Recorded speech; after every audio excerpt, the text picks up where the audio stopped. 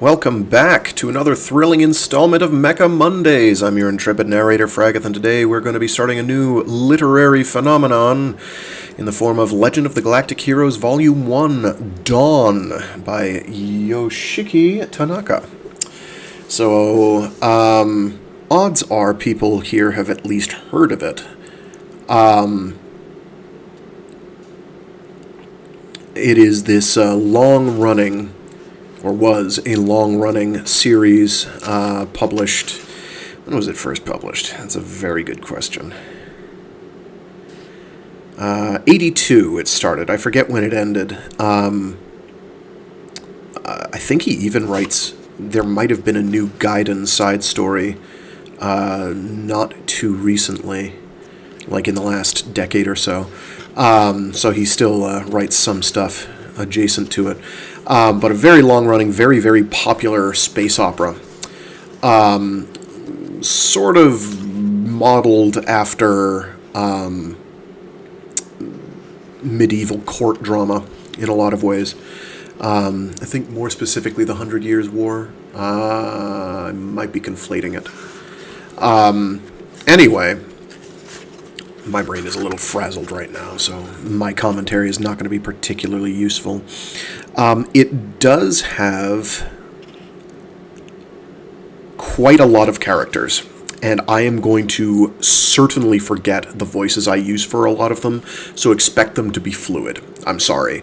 When you open the book and the third piece of paper in has a list of the dramatis personae, and it goes on for 2 pages, all with like no more than 1 line descriptions of what they are. You're in for a time. So we've got a bunch of major factions, and we are going to read through the prologue, which is going to cover a bunch of the backstory of the setting. There are a lot of German and Germanic names for reasons that will become apparent. So our core 3, I guess you can say, factions here are the Galactic Empire, the Free Planets Alliance, and the Pheasant Dominion. The Galactic Empire tends to be very German-themed. They're modeled, I think, largely after the Austro-Hungarian Empire, and similar. Actually, probably older than that,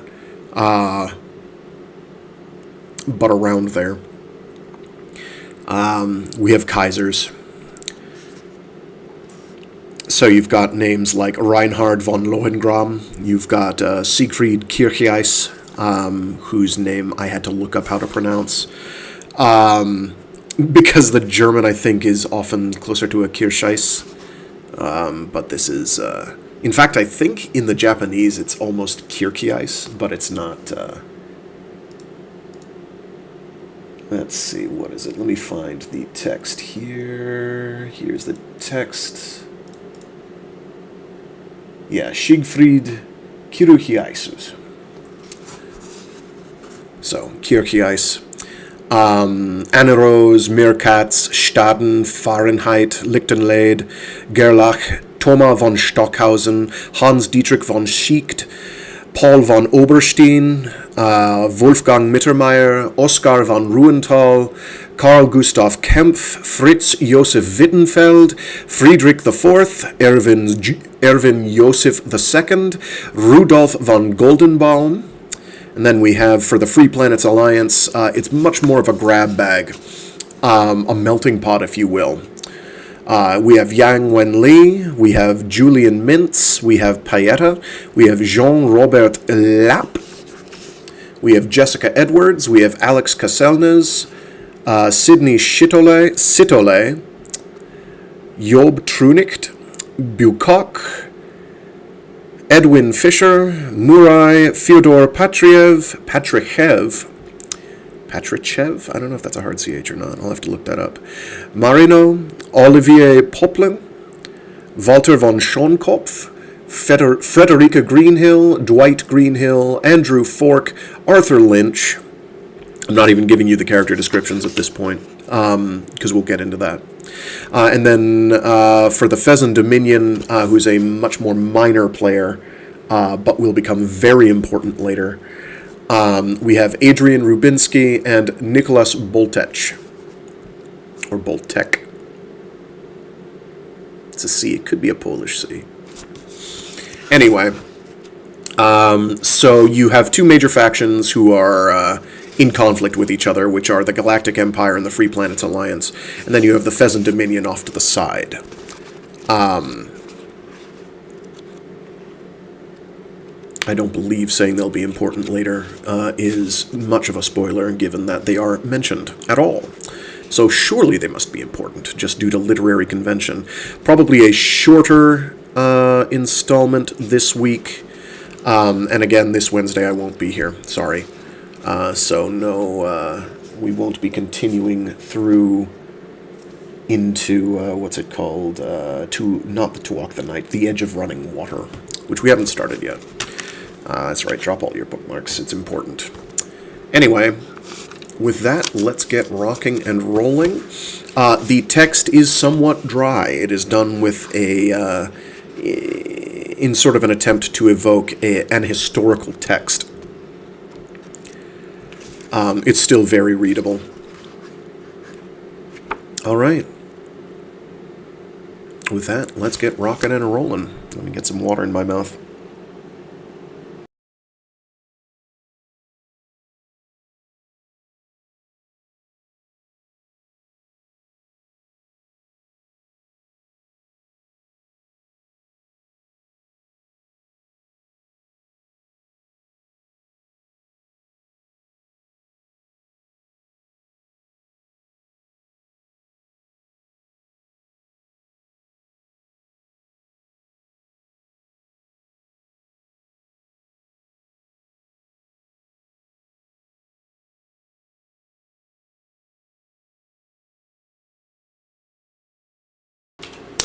For what it's worth, if anybody's got some Wagner ready to start playing, now would be the time.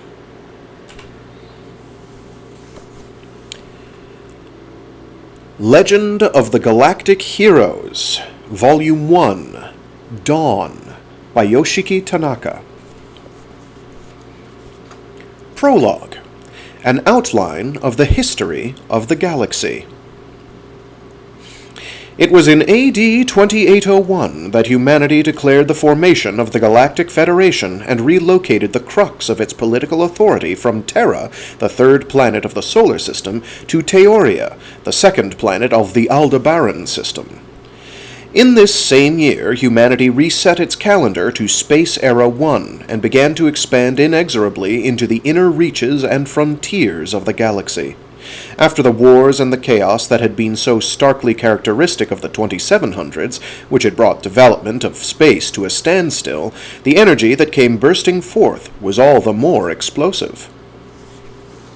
Subspace jump theory, gravitational control, and inertial control technology... Subspace jump theory, gravitational control, and inertial control technology... These were the three graces that made interstellar flight possible, and they were refined day by day as humankind spurred its starships toward unknown horizons and set sail upon oceans brimming with stars. Onward, and onward still! These were familiar words to the people of those days. It was plain to see that the consciousness of the human race itself had entered a period of exuberance. And so, with a resolute will and a dazzling passion, humanity grappled with every difficulty that came its way. Even in the face of great hardships, it didn't indulge in the consolations of pessimism. Instead, it overcame obstacles with good cheer. Humanity in that age was what might perhaps have been called a legion of hopeless optimists. A golden age, overflowing with enterprise and renewal! Perhaps. But although that period may well have been described in such terms, it does not mean that its veneer was without a number of scratches. Foremost among these was the existence of interstellar pirates. These were the malformed progeny of privateers that had once been employed by Terra and Sirius when they battled for dominance in the 2700s. Among these pirates were a number of individuals who stole from the rich, gave to the poor, and sang the praises of freedom. They, and their battles with the Federal Navy that pursued them, provided endless fodder for 3D Solavision programs. The facts, however, were more prosaic. The majority of these pirates were nothing more than criminal syndicates, colluding with corrupt politicians and businessmen in order to collect and consume ill-gotten gains. For the people who lived on the frontier worlds in particular, they were nothing less than a Pandora's box of troubles. Naturally, they often haunted the shipping lanes connecting the outlying systems. Starships just put into service were destroyed, deliveries of supplies were delayed, and what goods did make it to their destinations were exorbitantly priced, since the cost of protection money was being piled onto the original prices. The seriousness of this problem cannot be underestimated. As the dissatisfaction and uncertainty mounted, confidence in the Federation's ability to govern was eroded, and the result was an eroding of the people's enthusiasm for developing the frontier. In SE-106, the government put forth a serious effort to eliminate the pirates, and thanks to the efforts of Admirals M. Schufrin and C. Wood, this objective had been all but achieved 2 years later. It was by no means easy. As Admiral Wood, known for his sharp tongue, later wrote in his memoirs, "I had competent enemies in front of me, incompetent allies behind me, and had to fight with both of them at once. Hell, I wasn't even entirely sure I could count on myself." After Admiral Wood moved into the world of politics, he was known as that insensitive, stubborn old geezer who waged a tireless, tenacious war against corrupt politicians and business people. These societal diseases continued to flare up without interruption. However, they were, if we consider the whole of humanity as a single individual, really nothing more than the equivalent of minor skin irritations. There is no way to prevent them completely, just as it is impossible to fully eliminate abrasions to one's skin. But as long as proper treatment is applied, there is no reason at all for such ailments to lead to a patient's death. And so it was that without ascending the operating table, humanity continued on in mostly good health for the next 2 centuries. Left behind by this prosperity and development was Terra, once the suzerain of all humanity. This planet had already been scoured for every last bit of its resources, suffering the loss of both its real and potential political and economic power.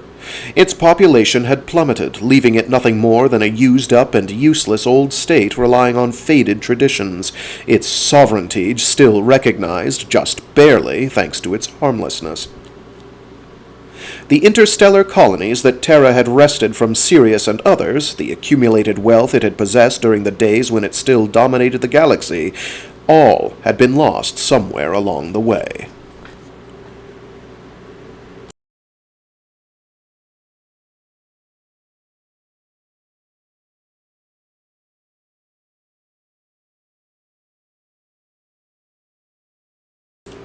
And so at last the cancerous cells began to multiply, and the shadow of a so-called medieval stagnation fell across the face of human society. The hearts and minds of the people came to be ruled not by hope and ambition, but by exhaustion and weariness. Activity, optimism, and initiative gave way to passivity, pessimism, and protectionism. In the fields of science and technology, new discoveries and inventions ground to a halt. The democratically elected government of the Republic lost its ability to maintain self-discipline and declined into an oligarchy interested in nothing but concessions and political infighting.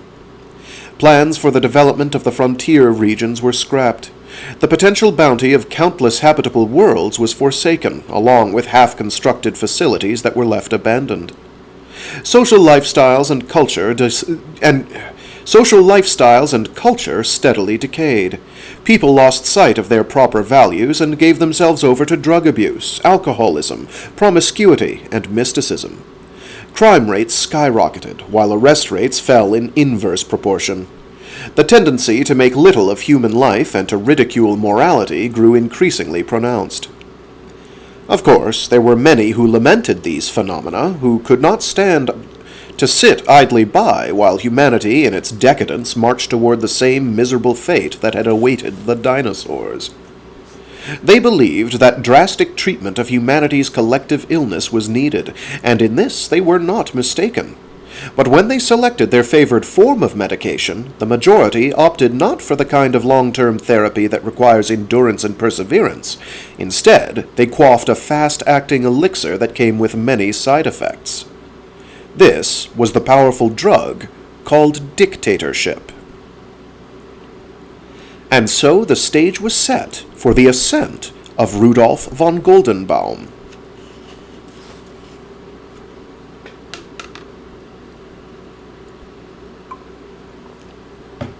Rudolf von Goldenbaum was born into a military family in SE-268, and just as one would expect, he entered the military service as well.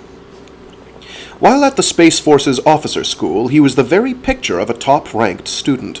With a powerful body 196 centimeters in height and weighing in at 99 kilograms, people who saw him often had the feeling that they were gazing up at a steel tower.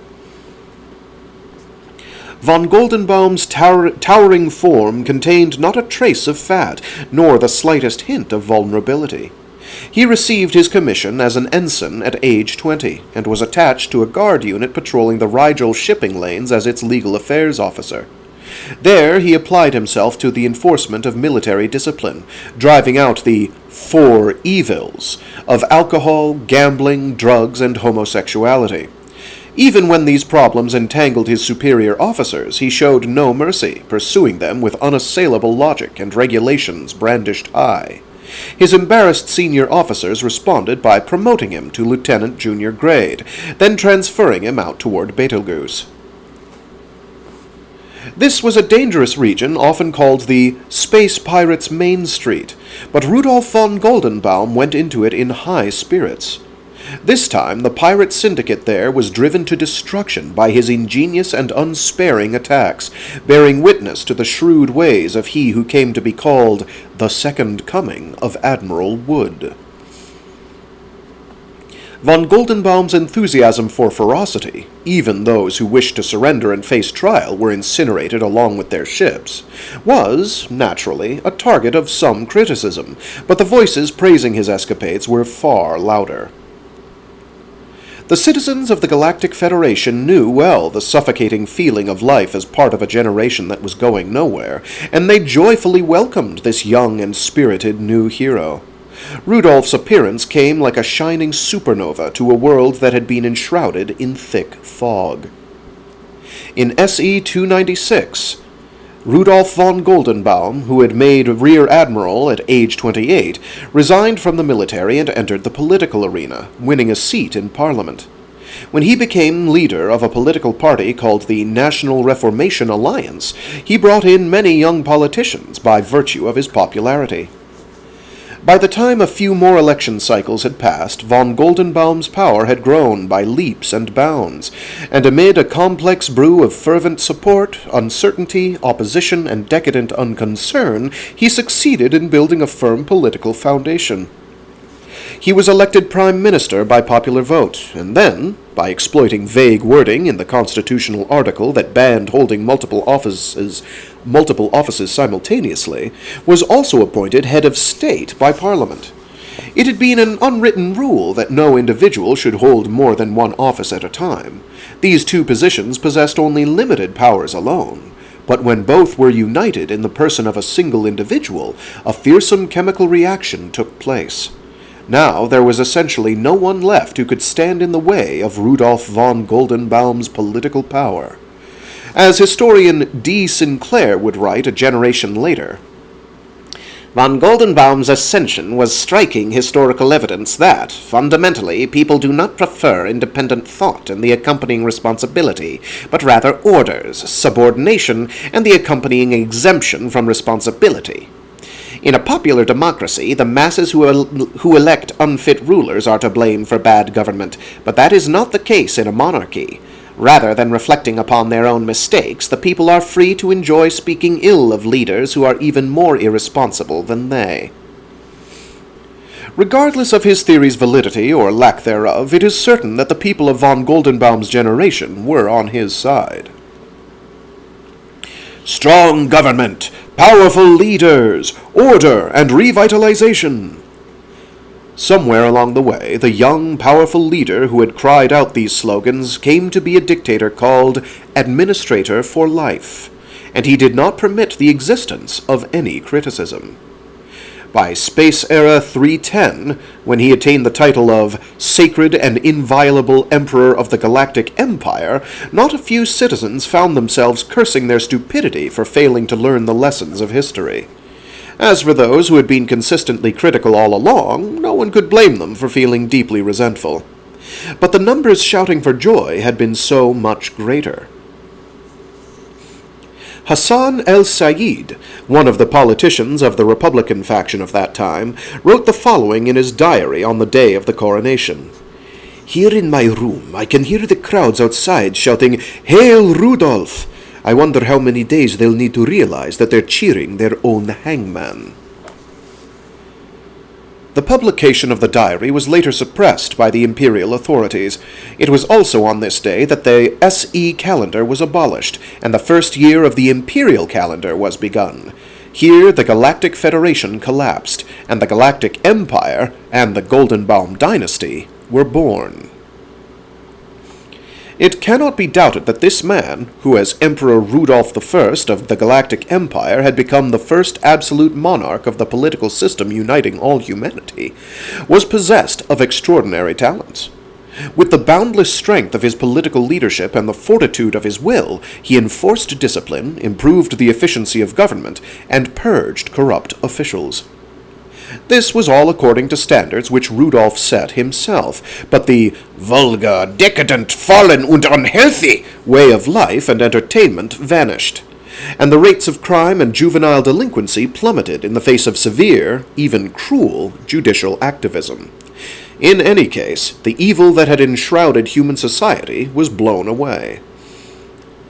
And yet, the steel giant, as some like to refer to Rudolph, was still not satisfied.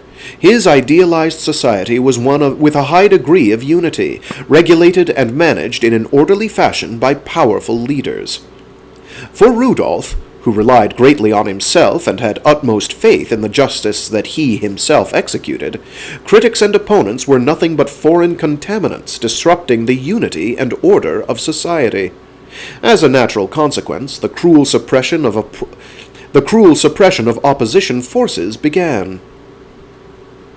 In year 9 of the imperial calendar, this created the opportunity for the Genetic Inferiority Elimination Act to be promulgated. The strong consume the weak, the fittest survive. Excellence is victorious while inferiority is defeated. This is the providence of the universe. So Rudolph expressed his beliefs to his subjects. Human society is no exception. When the number of aberrations exceeds a critical mass, society loses its vitality and declines into weakness. My ardent desire is for humanity's lasting prosperity.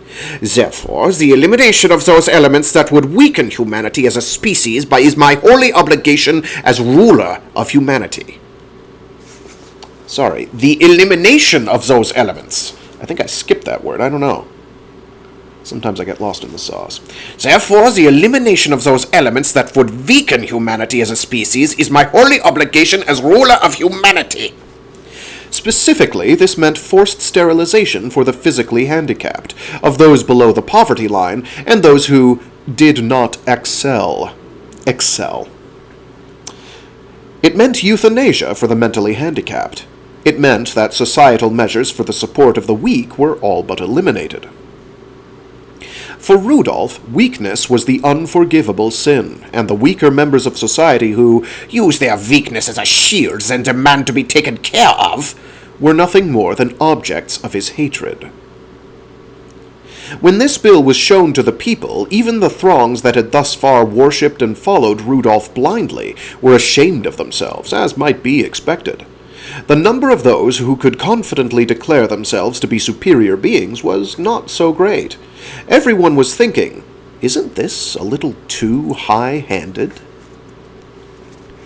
Politicians of the all-but-vanished Republican faction still hung on in Parliament, and they gave voice to the will of the people, lambasting the Emperor. To this, the Emperor determined to make a decisive counterstrike. He immediately and permanently dissolved the Parliament. The following year, the Imperial Ministry of the Interior created the Bureau for the Maintenance of Public Order, which came to wield fierce power against political crime. Ernst Fahlstrong, who was the Minister of the Interior as well as a close associate of Rudolph's, ran the bureau himself, arresting, incarcerating, imprisoning, and punishing, not according to law, but according to his own judgment. Such was the unholy matrimony of authority and violence. These two soon gave birth to the infant known as state terrorism, which grew in no time to be a giant that engulfed all of human society. If this is sounding any way familiar, hold on to your seats. At that time, a blackly humorous jokes was making the rounds. If you don't want to be executed, don't get arrested by the police. Get yourself caught by public order instead, because they don't execute anybody.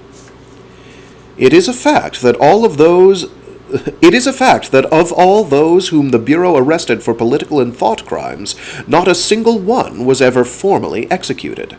However, those who were shot dead without trial, who died under torture, who were disappeared to barren penal asteroids, who were left disabled by lobotomies or massive doses of drugs, who died in prison of illnesses or accidents, the combined tally of these climbed to 4 billion. That is with a B. B as in billion. As in holy boys.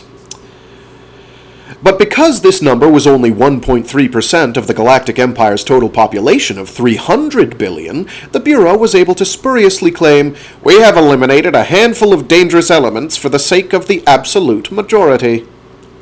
Of course, that absolute majority did not include the 4 billion who shuddered in fear for their fates, or the countless others who swallowed their objections amidst the oppressive silence.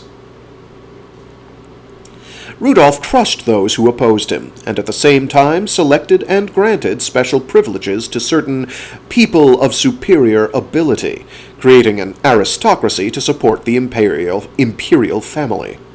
But was it a sign of the inferiority of Rudolph's own knowledge that all of them were white people who bore old Germanic family names? Based on his strong service record, Fahlstrong also received the title of Count, but on his way home he ran into a terror attack carried out by an underground Republican group. In the flash of a neutron bomb, he met a tragic end. Rudolph mourned, and with the execution of 20,000 suspects, he sought to comfort the soul of one who had served him well. In the 42nd year of the imperial calendar, Rudolph's life of 83 years came to an end. It was said that his huge frame had been stronger than ever, but psychological distress had cast a heavy burden on his heart. The Emperor did not die in full satisfaction. Of the 4 children he and his Empress Elizabeth had, all were girls, and he was left without a male heir. Late in life, his concubine Magdalena gave birth to a baby boy, but it is said that the child was born an idiot. Of this episode, the public records of the Empire are silent, but we may surmise that the rumors circulating at the time were almost certainly true, because not just Magdalena, but also her parents, her siblings, and even the doctors and nurses who had attended her birth were afterward all put to death. It must have come as a stinging blow for Rudolph, who had promulgated the Genetic Inferiority Elimination Act and sought the development of a superior form of humanity. For Rudolph, the gene decided everything, and to prevent the collapse of his belief system, Magdalena had to die. It simply could not be that Emperor Rudolph had a genetic makeup that produced retardation. The fault had to lie completely with Magdalena. After the death of Rudolf, the imperial crown of the Galactic Empire came to rest upon the head of Sigismund, eldest son of Rudolf's eldest daughter, Katharina. And so, at the age of 25, with the assistance of his father Joachim, Lord of Neustaufen, this young emperor came to rule the galaxy.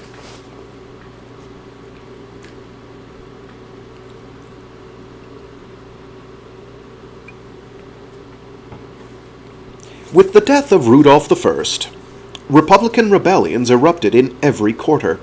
It was believed that with the loss of Rudolf's leadership and fierce personality, the empire would soon crumble. However, that kind of thinking was too optimistic. The aristocrats, military leaders, and bureaucrats that Rudolf had been nourishing at his side for the past 40 years made up a troika far stronger than the Republicans' hopeful estimation.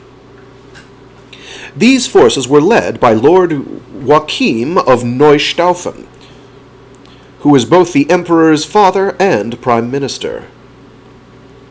Displaying the composed, cool leadership that might be expected of a man chosen by Rudolf as groom for his daughter, Joachim crushed the weaker forces of insurrection as though they were eggshells beneath his heel. More than 500 million who had participated in the uprisings were killed, and of their families more than 10 billion had their citizenship revoked and were thrown into serfdom. In the suppression of opposing forces, be unsparing, said the imperial regulations, and they were followed to the letter. The forces of republicanism were once again made to endure a long winter. In the face of such powerful dictators, it was thought that this harsh winter would stretch on forever.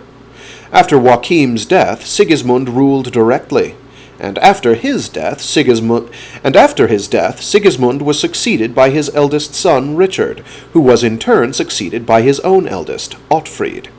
The highest position of authority passed only to the descendants of Rudolf, and it looked as if heredity was the only thing that could determine the transition of power. However, deep beneath the thick ice, a watery convection current was silently moving. In Imperial Calendar 164, the Republicans of the Altair system, who had been denounced as a rebel clan, reduced to slave status, and set to hard labor, succeeded in escaping, using a spaceship they had constructed themselves. Their plan was not like the ones that their forebears had been carefully refining for generations.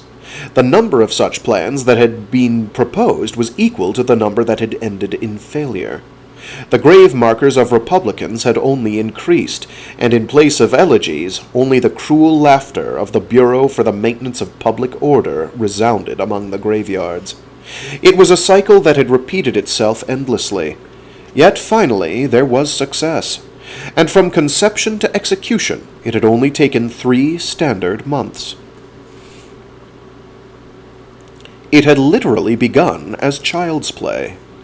A child of 2 slaves who were mining molybdenum and antimony in the cruel cold of Altair 7 had dodged out of sight of his overseers, and was playing at carving small boats from the ice, which he then floated out onto the water. A young man named Arle Heinessen had been watching him, absently, and his image reverberated in the back of his mind like a divine revelation. Wasn't this lonely planet, after all, a bottomless storehouse of shipbuilding materials? On the 7th planet, the overall amount of water was not so great. It abounded more in natural dry ice than in frozen water. Heinessen chose a gargantuan mass of dry ice that was entirely buried in a certain valley. Its dimensions were 122 kilometers in length, 40 kilometers in width, and 30 kilometers in height. After hollowing out the center, he made a propulsion area and a living area, and soon it began to look like it could fly. The most difficult part of the plan was the question of how to get materials to actually build a spaceship. It was no good trying to obtain materials illegally, for if the Bureau for the Maintenance of Public Order got wind of it, they would simply arrest and slaughter everyone involved. However, this world also had natural resources that would not draw the Bureau's attention. In the absolute zero cold of outer space, there was no fear of dry ice sublimating into gas.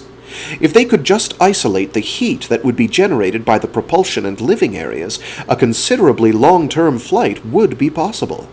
During that time, they could search asteroids and uninhabited planets for the materials needed to build an interstellar spaceship. There was no need to keep flying in the same ship in which they had departed.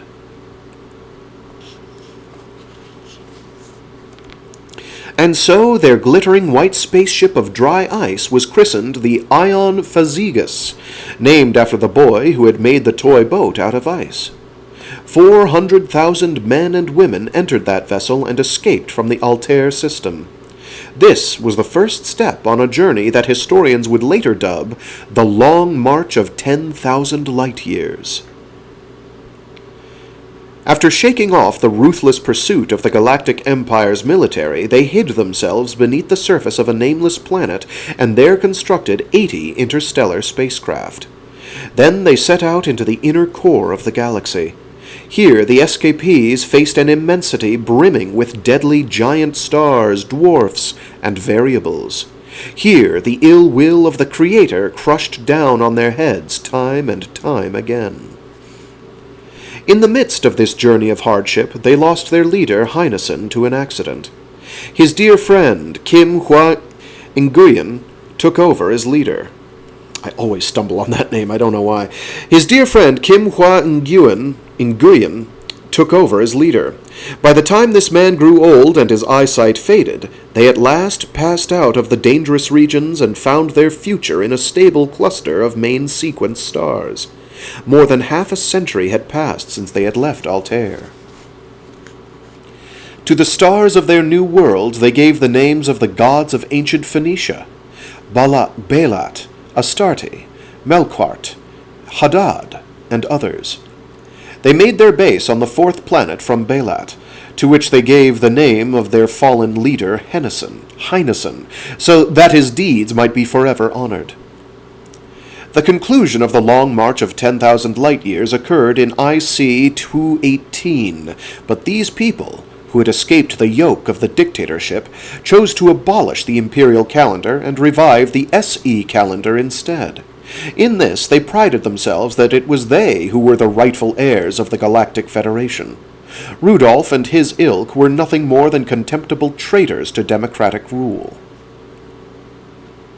In this manner, the establishment of the Free Planets Alliance was solemnly declared. It took place in SE 527. The first generation of its citizens numbered around 160,000.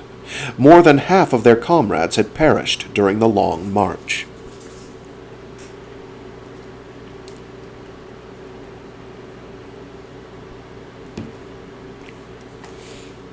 It was far too small a number to truly say that humanity had been divided, but the founders of the Free Planets Alliance possessed incomparable diligence and passion, and by their power, material fulfillment was rapidly attained. Childbearing was encouraged, and the population grew. A national establishment was put in order, and the agricultural and industrial production capacity steadily increased. It was as if the golden age of the Galactic Federation had returned. Then, in SE 640, the forces of the Galactic Empire and the Free Planets encountered one another for the first time in the form of a clash between battleships of both sides. From the standpoint of the Free Planets, such an encounter was a possibility for which they had long been preparing themselves. To the Imperial side, however, it came like a bolt from the blue, and so victory in the battle went to the Free Planets. However, just before a direct hit from a neutron beam cannon turned the Imperial warship into a fireball of destruction, I can't talk apparently, an emergency communique leapt away toward the capital of the Empire. Imperial bureaucrats were extracted... Imperial bureaucrats there extracted old records from computer archives and learned that more than a century before there had been an incident involving slaves escaping from Altair. So they had not died out in space after all. They lived and even prospered. A force was assembled to put down this insurrection. Great battleships were dispatched to the stronghold of those rebels. And there, those warships were utterly defeated. There are many reasons why the imperial military was so soundly beaten despite its superior numbers. For one thing, the long-distance campaign caused physical and mental exhaustion to set in on the Empire's soldiers and officers. For another, the issue of resupply was taken too lightly. In addition, the imperial military knew too little about the area in which they were fighting. They also underestimated both the enemy's strength and will to fight. Their strategy was careless. The Free Planet's military had capable commanders, etc., etc. Pao Lin, commander-in-chief of the Alliance military, was a womanizer, a heavy drinker, and a glutton, and although the statesmen of the Alliance, who placed great importance on an ancient and puritanical simplicity of lifestyle, were apt to cast a cold eye on his behavior, the man was a genius when it came to tactics and strategy. Yusuf Toporol, his chief of staff, who assisted him in this work, was also known as Griping Yusuf, for he was constantly crying foul in matters large and small, saying, Why do you have to give me such a hard time?" Toporol, however, was also a precise and accurate theorist who might well have been called a living, breathing computer. Both men were still in their 30s when, on the outer fringes of the Dagon system, on the outer fringes of the Dagon system, they conducted the greatest envelopment operation in history, annihilating the enemy and becoming the greatest heroes of the Alliance since its founding. For the Free Planets, this was an occasion for material expansion. When malcontent elements within the Galactic Empire learned of the existence of an independent power resisting the hegemony. Jeez. I didn't think I was going to have this hard a time. My brain is not doing a good job of reading. We'll make it happen. For the Free Planets, this was an occasion for material expansion. When malcontent elements within the Galactic Empire learned of the existence of an independent power resisting the hegemony, they fled the Empire in droves. Seeking a home where they could live in peace, they came flooding into the Alliance. In the 3 centuries following Emperor Rudolph's death, the establishment, firm as it had once been, had become somewhat more lenient, and the influence of the Bureau for the Maintenance of Public Order, which had once spared no effort in oppressing the people, had faded as well. Voices of discontent within the Empire were growing louder. The men and women who flowed into the Free Planets Alliance were accepted in a spirit of "He who comes shall not be turned away." But not all of these people held to Republican ideals. Among this number there were even some aristocrats and members of the imperial family who came, having been on the losing side of court intrigues. With such people being allowed entry... Okay, I'm going to reread that previous sentence. It didn't sit well with me. Among this number there were even some aristocrats and members of the imperial family who came, having been on the losing side of court intrigues. With such people being allowed entry, and with the Free Planets growing too quickly, it was an inevitable progression, perhaps, that the nature of the Alliance should begin to change more and more. The Galactic Empire and the Free Planets Alliance had been in a chronic state of war since first contact, but from time to time they were visited by periods of uncertain peace as well. A product of this was the Fezzen Land Dominion. This was a sort of city-state in the Fezzen star system, which lay almost exactly between the two powers.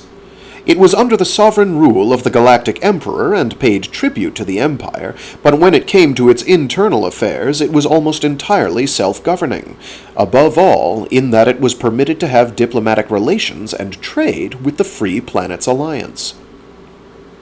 The Galactic Empire, making itself out to be the singular, absolute ruler of all humanity, did not acknowledge the existence of any legitimate authority outside the sphere of its influence. In official documents, the Free Planets Alliance was not referred to by its formal name. The rebel entity was written instead. The Alliance military were rebels as well, and the chairman of the High Council, the Alliance's head of state, was that deplorable rebel warlord. With state regulations such as these in place, diplomacy and trade with the Alliance should have been out of the question, but Leopold Rapp, a powerful merchant of Terran birth, was possessed of a passion that might be called extraordinary, and drove forward the establishment of this most peculiar dominion. With petitions and persuasion, and above all, very large bribes, the matter was decided. Representing the Dominion was the Landesherr, or Domain Lord, who, as a vassal of the Emperor, ruled there in his name, oversaw commerce with the Alliance, and occasionally even played the role of diplomat. By monopolizing foreign trade, the Dominion accumulated massive stores of wealth, and small as it was, its power became impossible to ignore. It would be untrue to say that no one ever worked for amity between Empire and Alliance. Manfred II, who was enthroned in Imperial Calendar 398, which was Space Era 707, was one of Emperor Helmut's numerous illegitimate children. After slipping through the clutches of assassins, he came to spend his early childhood in the Free Planets Alliance and grew up in a more liberal atmosphere. Because of this, it appeared that his enthronement might soon bring about peace and fair trade between the two powers, as well as political reform within the Empire. However, these hopes soon came to nothing, as this young and popular emperor was assassinated within a year, and relations between the two powers immediately cooled. Manfred II's assassin was a reactionary aristocrat, but there is also a compelling argument suggesting that behind the scenes, the hands of Fezzan were at work, seeking to preserve its monopoly on the right to foreign commerce.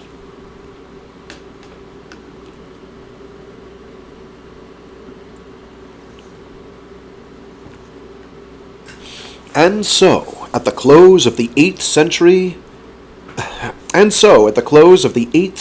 space era and the 5th century imperial calendar, the Galactic Empire, undisciplined and uncontrolled simply because of its immense size, and the Free Planets Alliance, having lost the ideals of its founding period, continued on with their struggle mainly out of inertia, with Fezzan in their midst. According to the calculations of certain economists, the relative national power of the three states was as follows: Galactic Empire, 48%. Free Planets Alliance, 40%. Fezzan Dominion, 12%. The balance of power was precarious. Moreover, the total population of humanity, which had numbered 300 billion at the height of the Galactic Federation's prosperity, had by this time plummeted to 40 billion, due to the long years of chaos. The distribution was 25 billion living in the Empire, 13 billion in the Free Planets, and 2 billion in Fezzan. It would be nice if something would work out, but it doesn't look like it will. That was a statement that described the situation nicely. What turned that situation on its head was the appearance of one young man on Odin, the third planet of the Valhalla system. Named after the chief deity of Norse mythology, Odin was the Hauptplanet to which Rudolf had relocated the capital of the Galactic Empire. The name of that young man of icy beauty and fearless countenance was Count Reinhard von Lohengram. Reinhard von Lohengram's last name was originally Musil, and in IC 467, SE 776, he was born into an impoverished family that was aristocracy in name only. Reinhard's life changed when he was 10 years old, and Anna Rose, his elder sister by 5 years, was taken away to the inner palace of Emperor Friedrich IV. Reinhard, a youth with golden hair and ice-blue eyes, became lieutenant commander of a division of Imperial Guards at age 15, receiving accelerated promotions thanks both to his own talent and to Anna Rose's favor with the Emperor. When he reached the age of 20, he received the title of Count von Lohengram and was promoted to the position of Senior Admiral in the Imperial Navy. This sort of extreme personnel management is typical of dictatorships, but with rank also comes responsibility. Had he been a noble of fine ancestry, there would have been no great need to prove himself, but because Reinhard was nothing more than the little brother of the Emperor's favorite, he had no choice but to do so. At almost the same time, the Free Planets Alliance gained a new strategist. This was Yang Wen-li, who was born in SE-767 and enlisted at age 20. Yang Wen-li had never aimed for a career in the military, and if a series of coincidences hadn't pushed him in the right direction, he would have reached the end of his life not as a creator of history, but as a spectator. There are things you can do and things you can't do. That was Yang's pet philosophy. Toward fate, he had a much more passive disposition than Reinhard, but on the other hand, he had great adaptability and inventiveness. Even so, he remained uncomfortable with war and the soldier's job of prosecuting it, and for the rest of his life, the military authorities were never free of his requests to chuck my rank and retire.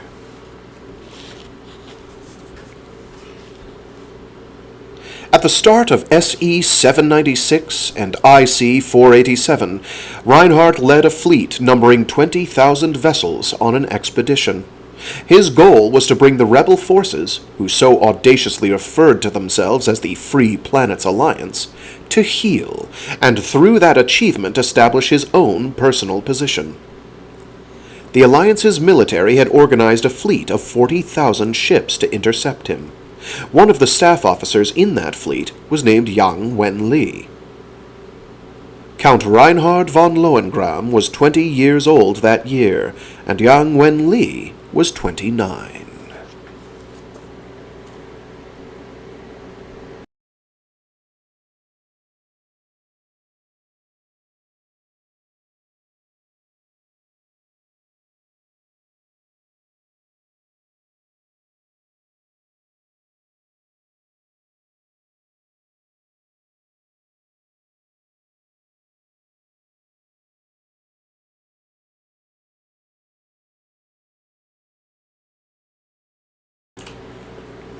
Chapter 1 In Eternal Night. Part 1. Imperial Navy Captain Siegfried Kircheis froze for a moment when he stepped onto the bridge, standing riveted in place in spite of himself. The depths of space were before him, scattered with countless points of light, overwhelmingly massive, seeming to envelop his entire body. For a moment he stood there silent, but an instant later the illusion that he was floating in an infinity of blackness disappeared.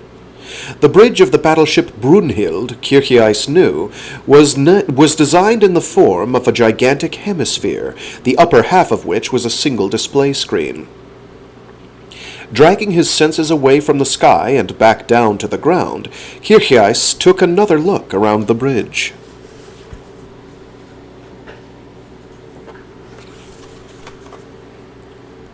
The illumination in the vast chamber was extremely muted, creating a crepuscular dimness.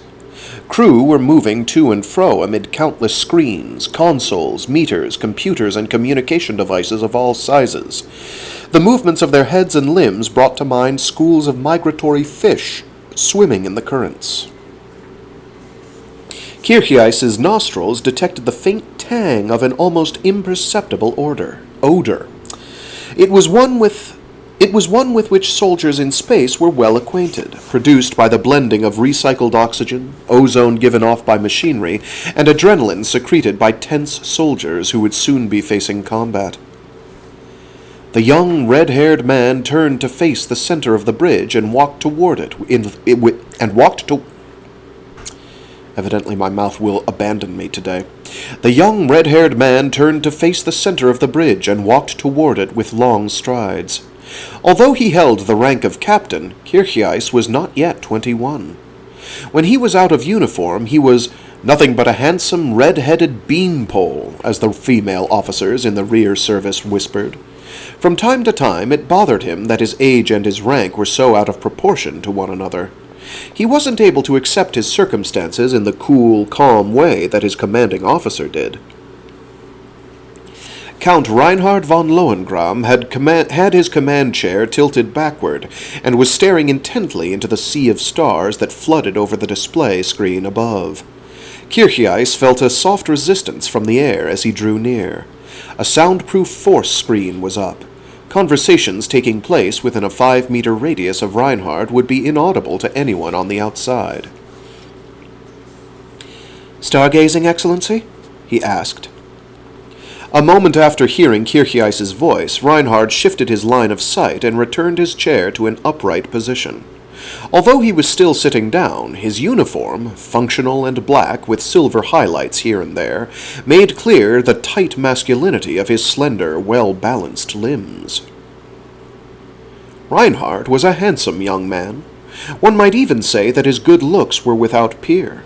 His white, oval face was adorned on 3 sides with slightly curling golden hair, and his lips and the bridge of his nose had an elegance that brought to mind a sculpture carved by the hands of some ancient master craftsman. But what could never be captured in lifeless sculpture were his eyes, ice-blue eyes that shone with light like the blade of a keenly polished sword, or the gleam of some frozen star.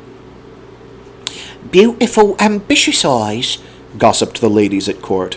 "Dangerous, ambitious eyes," whispered the men. Either way, it was certain that those eyes possessed something other than the organic perfection of sculpture. Looking up at his faithful subordinate, Reinhard answered, "Yes, I love the stars." Then he added, "Have you gotten taller again?" "I'm the same 190 centimeters that I was 2 months ago, Excellency. I don't think I'm going to grow any taller." 7 centimeters taller than me is certainly plenty," Reinhard replied. In the sound of his voice was the ring of an over-competitive schoolboy. Kircheis smiled faintly. Until about 6 years ago, there had been virtually no difference in their heights. But when Kircheis's growth spurt had begun to put a distance between himself and Reinhard, the blond-haired lad had been genuinely frustrated. "Are you going to leave your friend behind and just grow up by yourself?" he had sometimes complained. That was the childish side of Reinhard, of which only Kircheis, and one other, knew. "I see," Reinhard replied. "So, what business brings you up here?" "Yes, sir. It's the battle formation of the rebel military. According to our reports from 3 of our surveillance craft, they are closing in on our forces from 3 directions at uniform velocity. May I use your console's display?" The young senior admiral nodded assent, and Kircheis moved his hands rhythmically over the console. On the display screen occupying the left half of Reinhard's command console, 4 arrows floated into existence, positioned at the top, bottom, left, and right sides of the screen, and all were advancing toward the center. Only the arrow at the bottom of the screen was colored red. The other 3 were green. "The enemy's 4th Fleet lies directly ahead of us, and we estimate that its force numbers 12,000 vessels. Its distance from us is 2,200 light seconds. At our current velocities, we will make contact in about 6 hours. Kircheis moved his finger around the screen. On the left side was the Alliance's 2nd Fleet, with a force of 15,000 vessels, approaching from a distance of 2,400 light seconds. On the right side was the 6th Fleet, numbering 13,000 vessels, advancing from a distance of 2,050 light seconds. With the development of the anti-gravity field system, along with all manner of radar permeability devices, ECM waves, and materials that rendered radar useless in determining the position and strength of the enemy forces centuries ago, the militaries of the galaxy had turned back to reliance on classical methods, such as manned surveillance craft and observation satellites. After calculating the time differences and factoring in the element of distance, intelligence gained in this manner could then be used to learn the enemy's position. Add to this the estimated levels of heat emission and mass, and a usable, if imperfect, calculation of force size could also be obtained.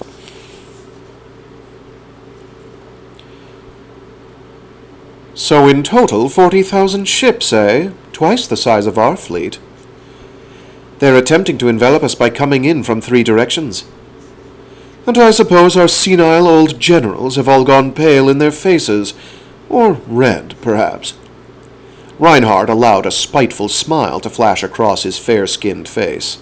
Though he had just been told that he was being surrounded by a force twice the size of his own, not a hint of panic was visible in Reinhard's expression.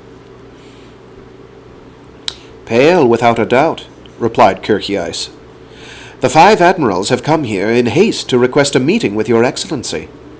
"Oh, after they shot off their mouths saying they didn't even want to see my face?"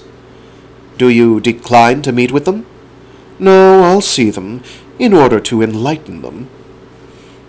The 5 men who appeared before Reinhard were Admiral Merkatz, Vice Admirals Staaten and Vogel, and Rear Admirals Fahrenheit and Erlach. These were the senile old generals of whom Reinhard had spoken, though perhaps that term was too harsh. Merkatz, the eldest of them, was not yet 60, and the youngest, Fahrenheit, was only 31. It was not that they were too old, but that Reinhard and Kircheis were too young. One sec.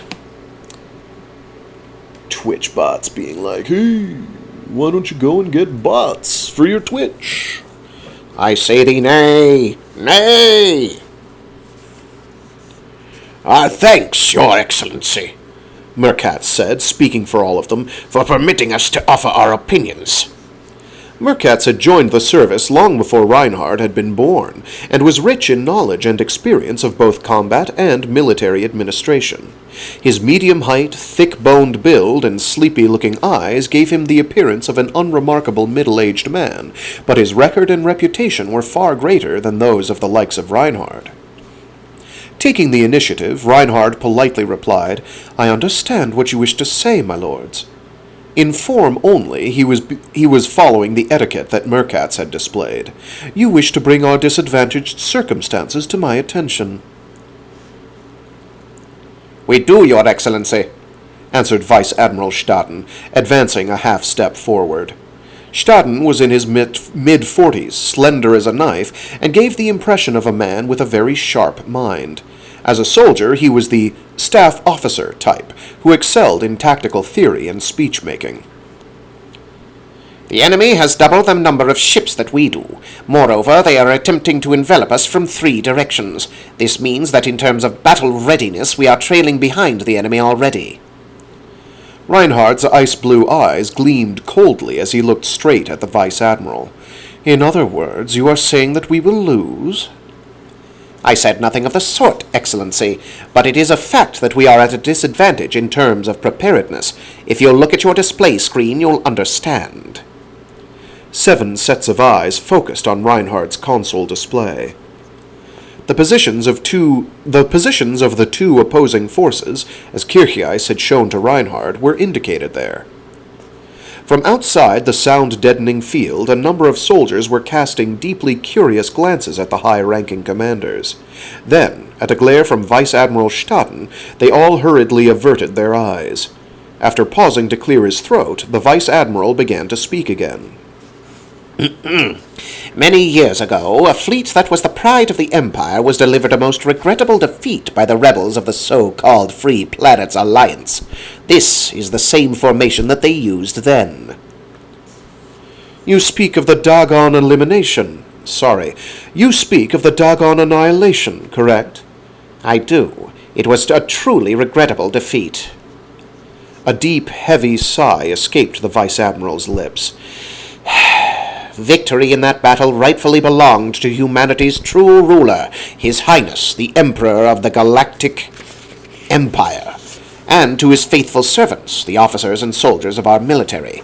But they were caught off guard by the rebel forces' cunning trick, and in the end 1,000,000 of our bravest, best, and brightest died meaningless deaths. If, in the coming battle, we were to follow in the footsteps of those who came before us, it would be certain to bring grief to His Highness. So, it was my foolish thinking, but would it not be wiser to make an honorable withdrawal now, rather than rushing impetuously forward in pursuit of achievement?" "Foolish thinking indeed, you worse-than-incompetent blatherer," Reinhard thought. But when he opened his mouth, he said, "I acknowledge your eloquence, my lord. Your argument, however, I cannot accept. Withdrawal is out of the question. But why? May we hear your reasoning? The look that rose up in Vice Admiral Staaten's eyes seemed to append. You unteachable whelp. But taking no mind of it, Reinhardt replied, "Because we are in a position of overwhelming tactical advantage over the enemy." What do you mean? Staaten's eyebrows quivered noticeably. The admirals all stared at the handsome young commander, Merkatz dumbfoundedly, and Vogel and Erlach in utter shock. Only Fahrenheit, the youngest of the five, had a look of interest brimming in his light aquamarine eyes. Born into lower-class aristocracy, Fahrenheit openly professed that he had become a soldier in order to eat. He had an established reputation as a planner of high-mobility, high-speed attacks, though it was also said that he was lacking in tenacity when it came to intercepting attacks.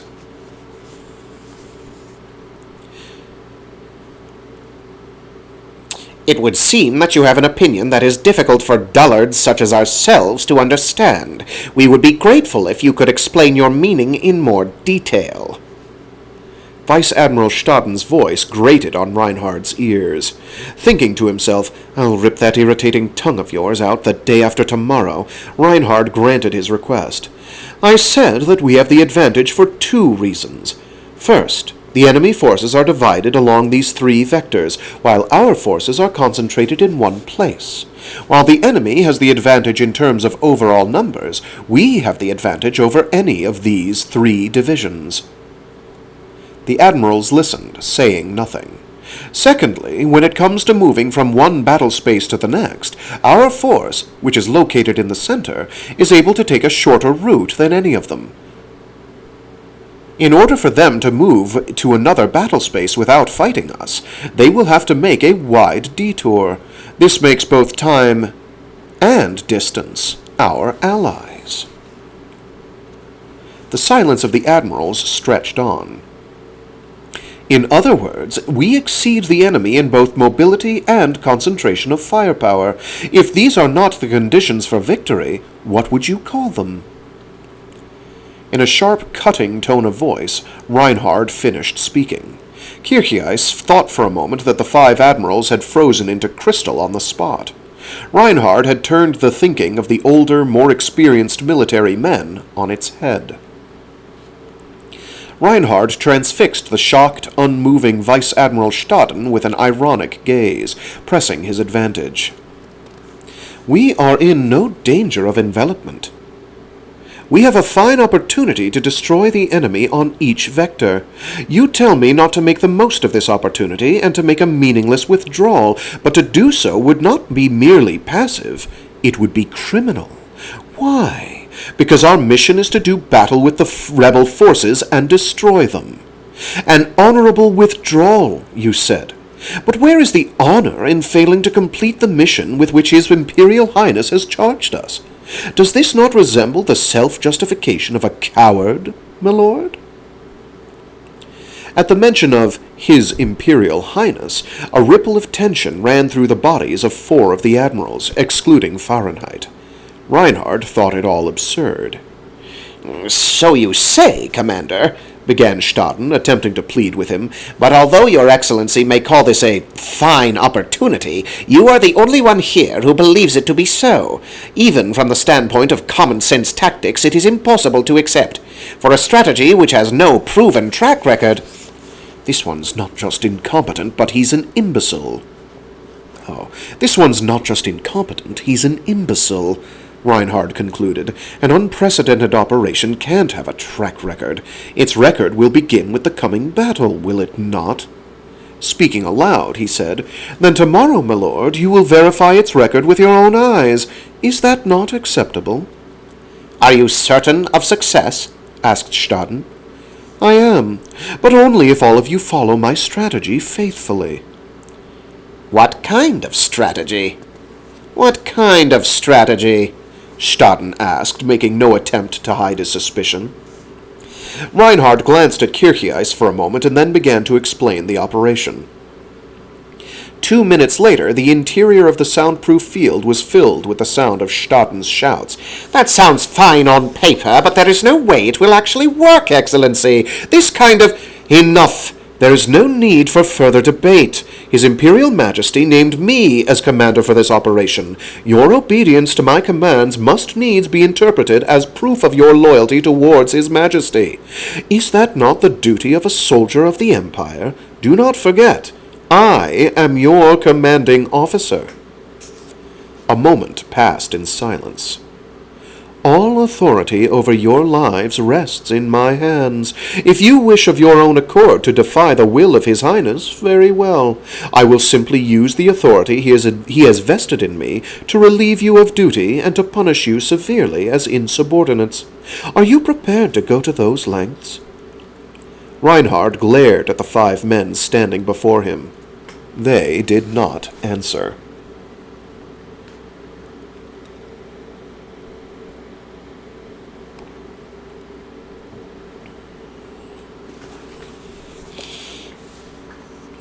Part 2. The 5 admirals departed. They neither accepted nor consented, but they did find it difficult to oppose the authority of the Emperor. Only Fahrenheit's expression could have been interpreted as favorable toward Reinhard's plan for the upcoming operations, but the expressions of the other 4 were to varying degrees saying, "How dare that brat brandish the Emperor's authority?" For Kircheis, circumstances were forming in which it was a bit difficult to remain silent. Even without all this, Reinhard had a bad reputation as an overly young upstart. From the standpoint of these veteran commanders, Reinhard was nothing more than a weak little asteroid, giving off no light of his own, using the influence of his sister Enerose to borrow the power of the Emperor. It was not as though this were Reinhard's first campaign, though. In the 5 years since he had enlisted, he had already emerged victorious in a number of battles. But if someone were to tell that to the commanders, they would only say something like, "He was in a good unit," or "The enemy was too weak." And because it was difficult to say that Reinhard was humble and courteous in all matters, their antipathy toward him had been amplified, and now, in the shadows, he was widely referred to as that impudent golden brat. "Are you sure about this?" the red-haired youth asked Reinhard, a look of anxiety rising up in his blue eyes. "Leave me alone," his commanding officer said calmly. "What can they do? They're cowards who can't even make a nasty remark individually. They have to come in a group. They haven't the courage to defy the Emperor's authority. But what little courage they have may gather in the shadows." Reinhard looked at his aide-de-camp and gave a low, amused laugh. "You're still the same old warrior. But there's nothing to fret about. Even though they're full of grievances now, that situation will change in a single day, and I'll show that idiot Stauden a framed copy of the track record he loves so much." Saying that he'd had enough of such talk, Reinhard rose from his chair and invited Kircheis to come to his cabin for a break. "Let's have a drink, Kircheis. I've got some good wine. It's supposed to be a rare 410 vintage." "That sounds wonderful." "Well, then, let's go. And by the way, Kircheis—" "Yes, Excellency?" "That Excellency thing. There's no need to go around calling me that when nobody else is with us. Talk to me like you always have." "I understand what you're saying, but—" "If you understand it, then do it. Because when this battle is over and we return to Odin, people will be calling you Excellency as well." Kircheis said nothing. "You'll be promoted to Commodore. Look forward to it." Leaving the bridge to Captain Reuschner, yeah, I like that, Reuschner. Leaving the bridge to Captain Reuschner, Reinhard set out for his private room. Following behind him, Kircheis ruminated over what his commanding officer had said to him. "When this battle is over and we return, you'll be made a Commodore." It seemed that defeat wasn't in the young, blonde-haired admiral's mind at all. To anyone but Kircheis, those words would surely be taken for hopeless arrogance. But Kircheis knew that Reinhard had only been speaking out of affection for a dear friend.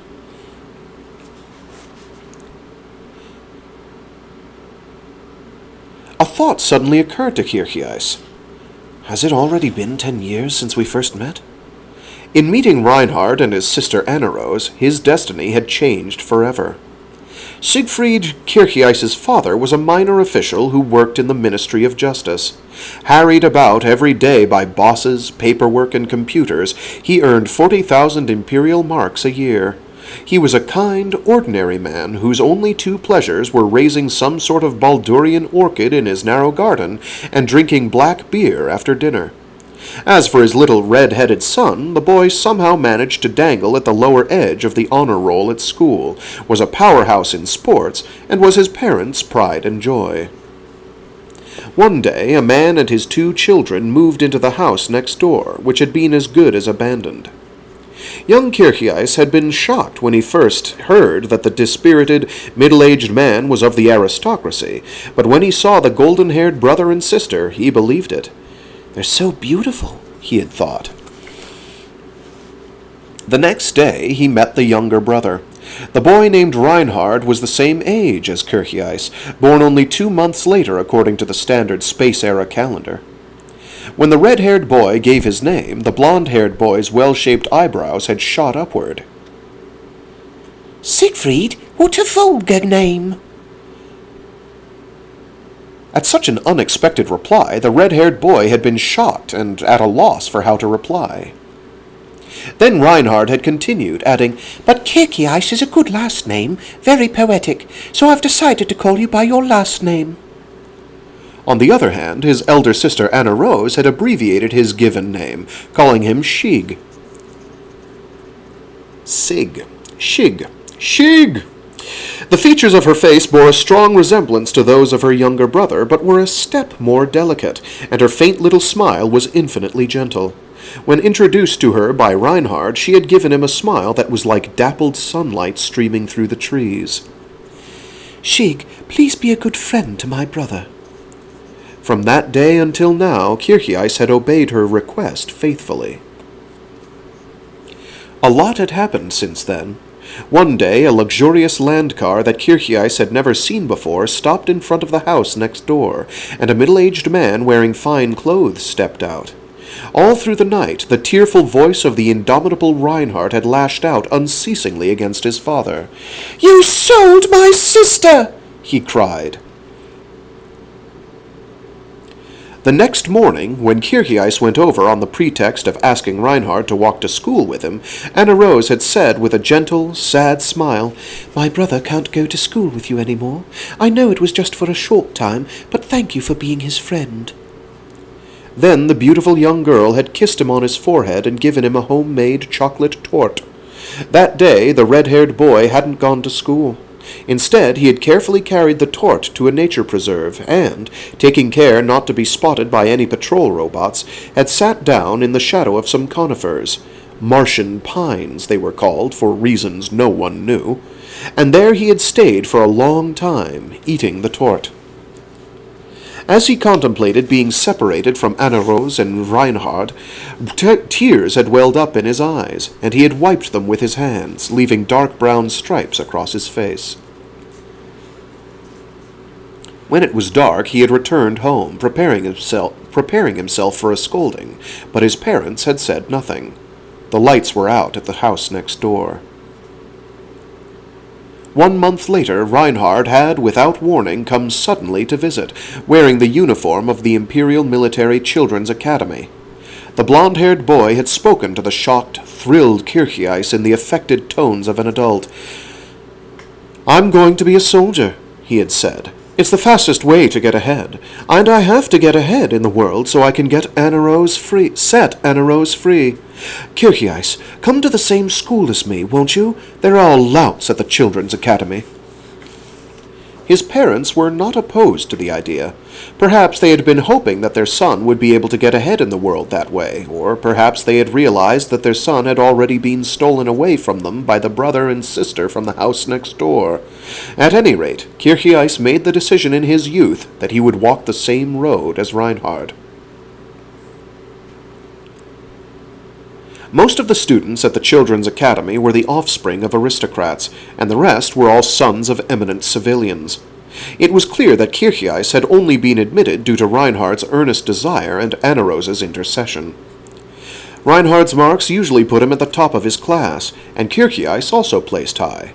Not just for his own sake, but also for Reinhardt and Anarose, he could not afford to let his grades slip.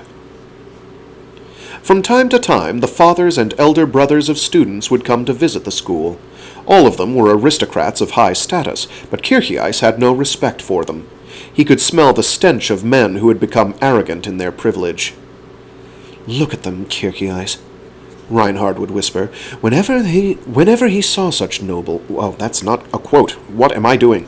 Whenever he saw such nobles, his voice filled with an intense hatred and scorn. They didn't get to be where they are today through any effort of their own. They inherited their authority and fortune from their fathers only by reason of blood, and they aren't even ashamed of it. The universe does not exist to be dominated by such people. Reinhardt... Kircheis would begin. "It's true, Kircheis. There's not a shred of reason why you and I should not have to stand downwind. Oh. There's not a shred of a reason. There's not...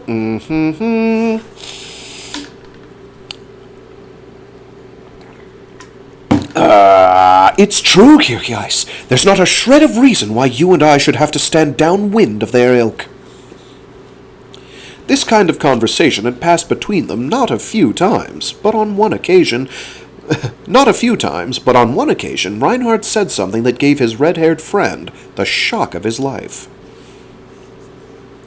They had just made a polite salute, a salute that was the sacred duty of all subjects of the Empire, before one of the many statues of Emperor Rudolph that towered haughtily above every quarter of the capital. They dared not do otherwise, for the eyes of these statues were elaborate video cameras, and the Ministry of the Interior was ever watchful for dangerous elements who flouted imperial authority. It was after this salute that Reinhardt began to speak passionately. "Kircheis, have you ever thought about this? The Golden Baum dynasty doesn't go all the way back to the dawn of humanity. It was founded by that arrogant, overbearing Rudolph. And the fact that there was a founder means that before he came to power, there was no imperial family, and he amounted to nothing more than a single solitary citizen. There at the beginning, Rudolph was an ambitious upstart and nothing more. But in time, he ended up claiming titles like Sacred and Inviolable Emperor." "What is he trying to tell me?" Kircheis had wondered as his heart began beating faster. "Do you think that what was possible for Rudolph," Reinhardt had asked, "is impossible for me?" Then, with thoughts that took his breath away, Kircheis had looked back into the gaze of Reinhardt's ice-blue, jewel-like eyes. It had been winter, just before they entered the military service.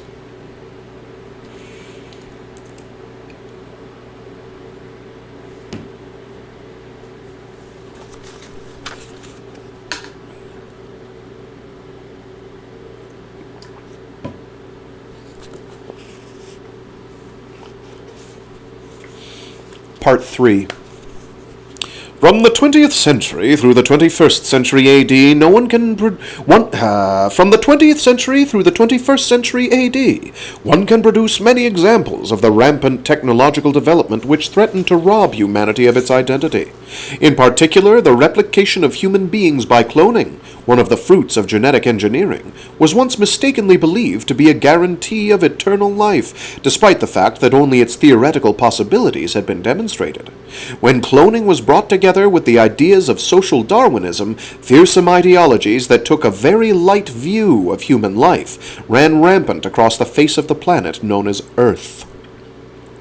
The opinion that those possessing inferior genes were unqualified to bear children, and that inferior races should be weeded out for the qualitative improvement of the human race, began to hold increasing sway. This was truly the first budding of the assertions that Rudolf von Goldenbaum would make in latter times. The passage that was displayed on the console's tiny screen suddenly dimmed and faded out. Faster than one could push a control button, another passage appeared. "Commodore Yang, the commander is calling for you. Please report to the Khan as quickly as possible." His reading interrupted, Commodore Yang Wen-li grabbed his uniform beret and ran a hand through his unruly head of black hair. He was a junior staff officer in the Free Planets Alliance's Second Fleet, occupying a seat in a corner of the bridge of its flagship, Patroklos. Since he had been enjoying his private reading on a console originally intended as a tactical computer, there was no sense in feeling annoyed. Yang's name notation type was E. This was a tradition carried over from the days of the Federation. People whose family names came before their given names were designated E, which stood for Eastern. Those whose given names came before their family names were called W, for Western. Of course, in this day and age, with the races having mixed as thoroughly as they had, a person's name was only a vague indicator of his or her direct ancestry.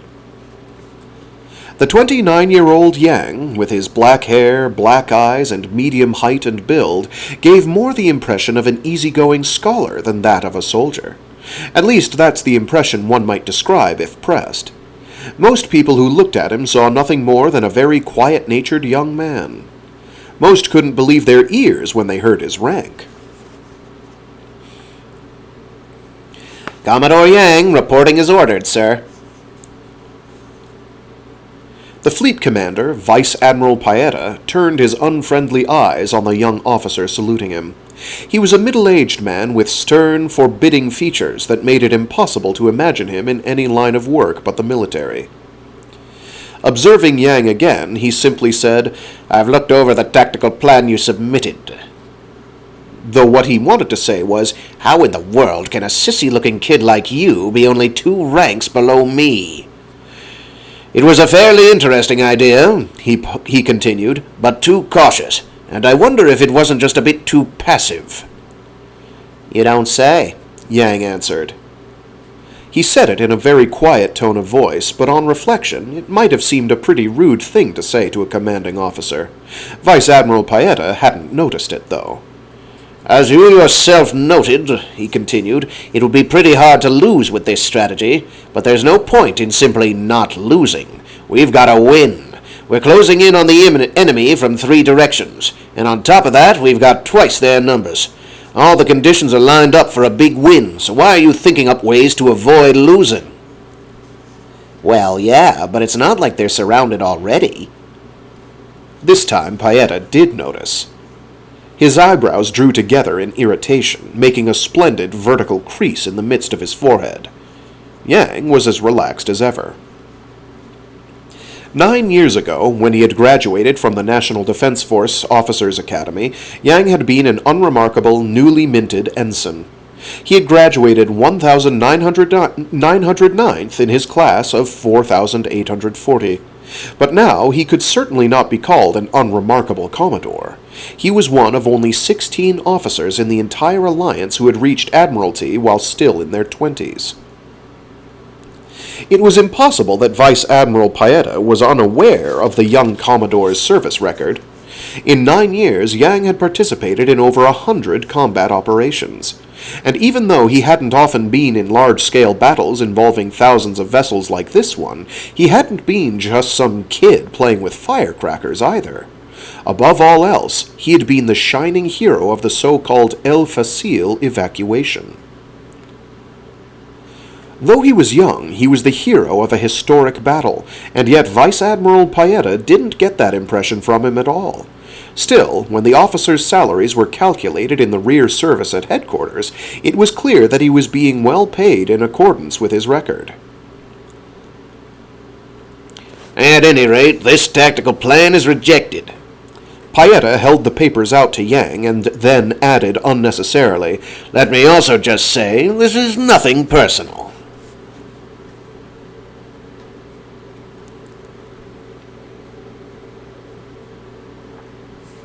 Chapter 4. Part 4, sorry. It's not Chapter 4, we'll get there.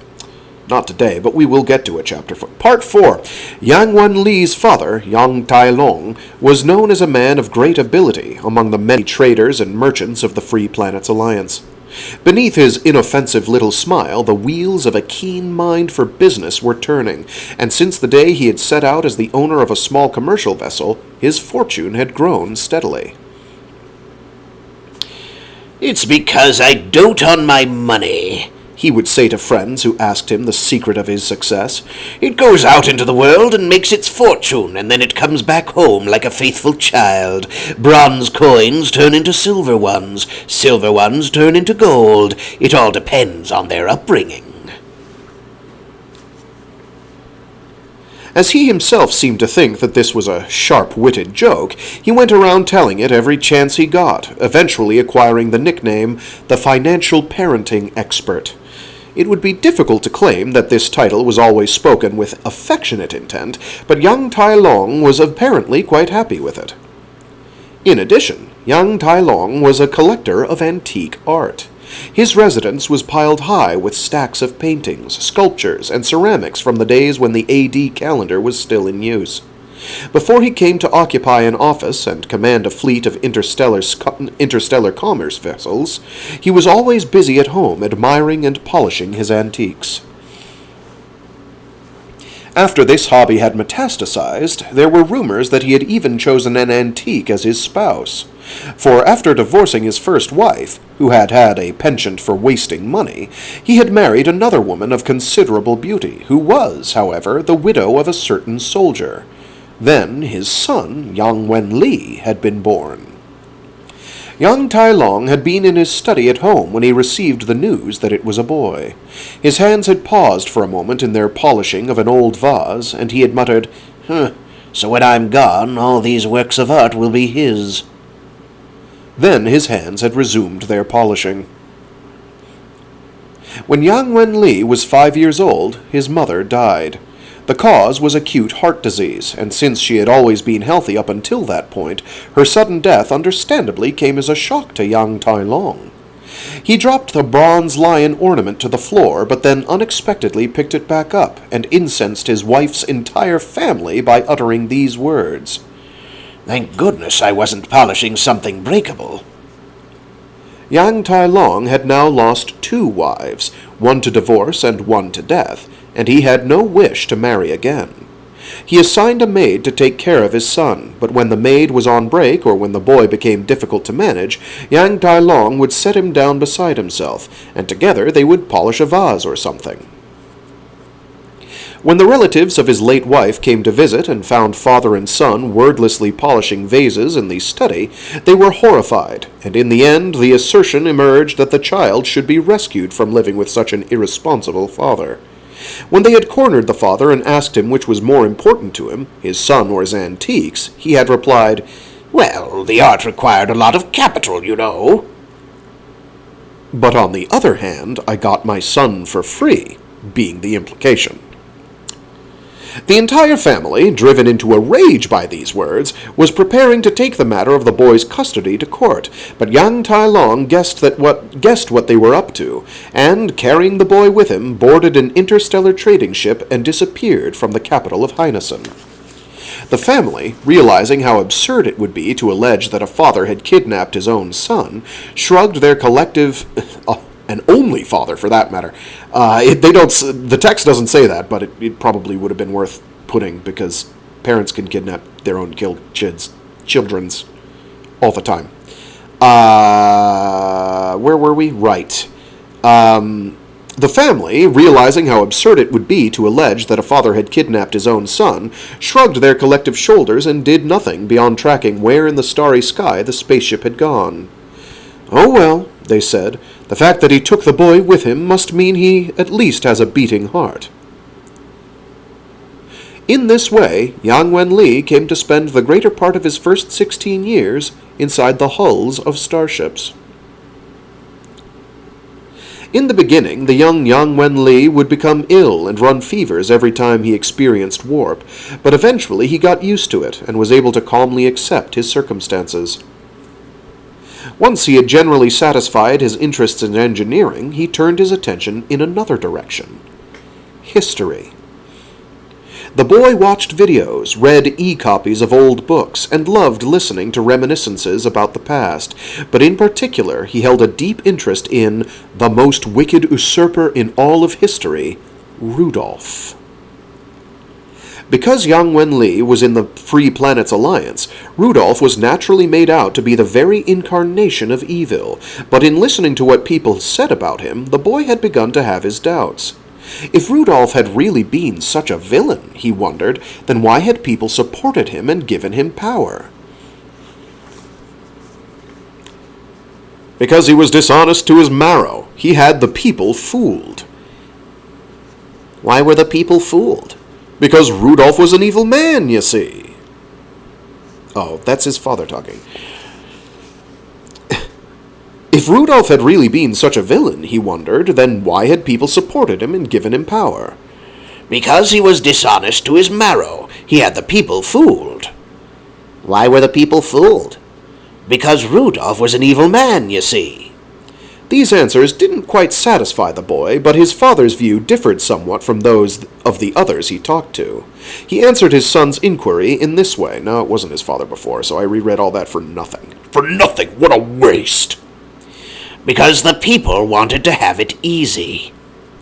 Have it easy? Exactly. They didn't want to solve their own problems by their own effort. They were all waiting for some saint or superman to show up from somewhere and shoulder all their troubles by himself. And that's what Rudolph took advantage of. Listen, I want you to remember this. It's the ones who empower a dictator who deserve most of the blame.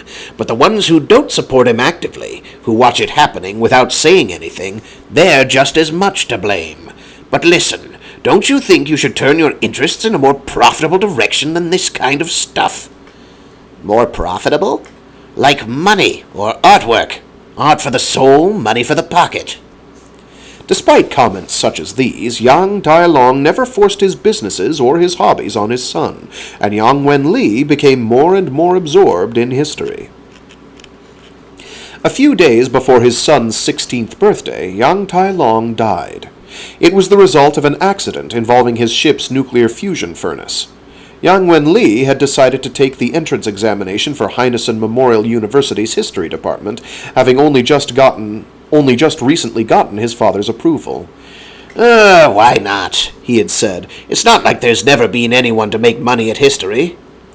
With those words, the father had given his son his blessing to walk the path that he loved. Don't ever despise money, though. If you've got it, you can get by without bowing your head to people you don't like, and you don't have to compromise your principles just to get along in life either. But just like politicians, it's best if we manage it well and not just do as we please with it. At the end of his 48 years, Yang Tai-long left behind his son, his company, and his huge collection of artwork. After Yang Wen-li had finished with his father's funeral, he was kept busy with mundane matters such as inheritance and taxes. And then he discovered the terrible truth. The works of art that his father had so passionately collected prior to his death were, almost without exception, counterfeit. From the Etrurian vases to the Rococo-style portraits to the bronze horses from Imperial Han China, everything was worth less than a single dinar, as the government's public appraiser told him by way of an expressionless underling. And that wasn't all. Prior to his death, his father had mortgaged his ownership of the company in order to cover his debts. In the end, Yang was left out in the cold with nothing but a mountain of junk. But just as he had done when he was a child, Yang accepted the situation with a wry smile mingled with a sigh.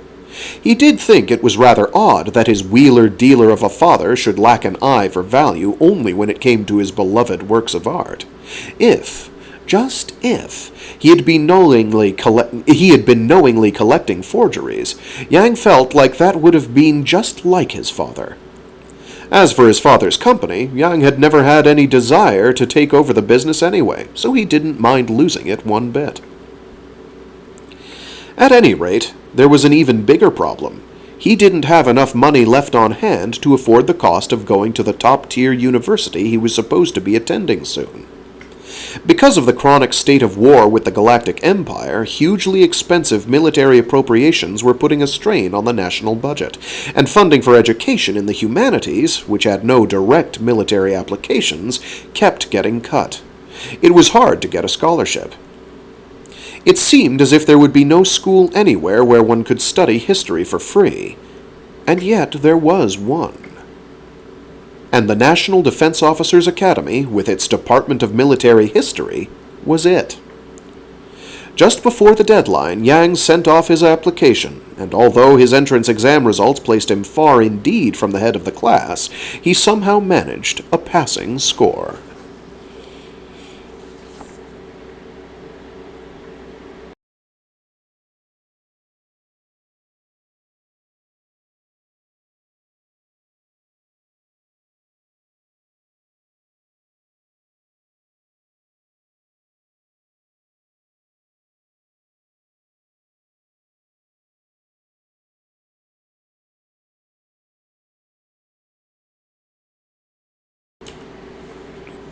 Part 5.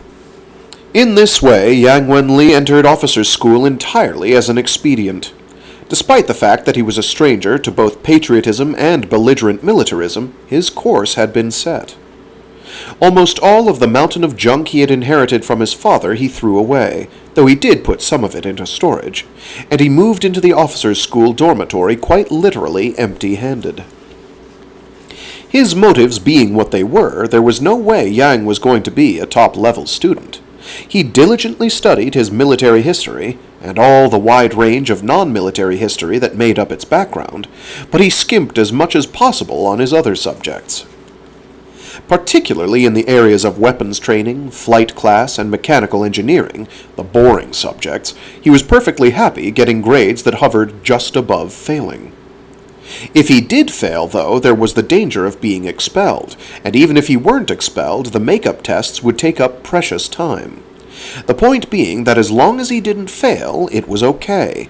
His goal was not to be the director of Joint Operational Headquarters, the secretary of the Space Armada, or the Superintendent General of Staff. He wanted to be a researcher at the Military History Collation Office. He had practically no interest at all in advancement as a soldier. His grades in military history were outstanding, and combined with his nap-of-the-earth marks in all the practical subjects, produced a total that was the very picture of average. However, Yang's marks in strategic tactical simulations weren't bad at all.